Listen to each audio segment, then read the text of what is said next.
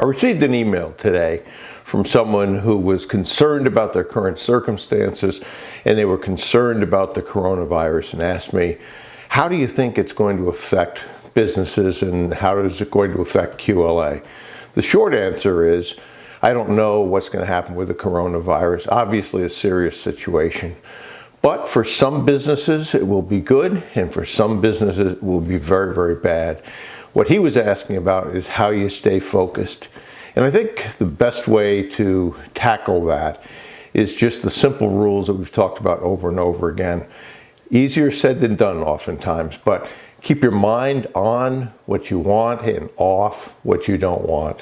You know, I remember reading a long time ago that you may have a finger ache, but if you jam your toe into a wall or whatever, drop something on it, all of a sudden you forget about the finger and you're concentrating on the pain of your toe. Is that the brain can only concentrate on one input at a time, and it takes the strongest input. So how do you apply that to what you're doing now? I think what you do is you go back to the basics. The night before, write down the most important things that you want to do. Put a time next to them and work those things. And when you're engrossed in those, you will divert your mind from what you don't want to think about. I remember a psychologist telling to me, when you take notes and listen to somebody, that your brain cannot do two things at once. You think it can. You think when you listen to someone speaking and you're taking notes that you're listening 100% to them, but you're really not.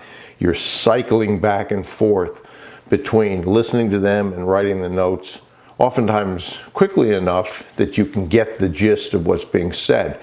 But if you were to take a tape of that and go back and look at it, you would see that there were some things they said that you didn't catch. And I'm sure you've had that experience where you're doing something, you do something else, and you totally forget. Reading is often like that. You're reading an email, you keep reading it, something happens, and then you go back and start again and say, oh, I was reading through that, but I didn't comprehend any of that.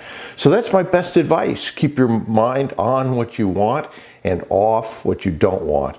Requires discipline, but I bet you are getting better and better at being disciplined if you're following the self-journal steps, the QLA steps, and this will in fact pass in time.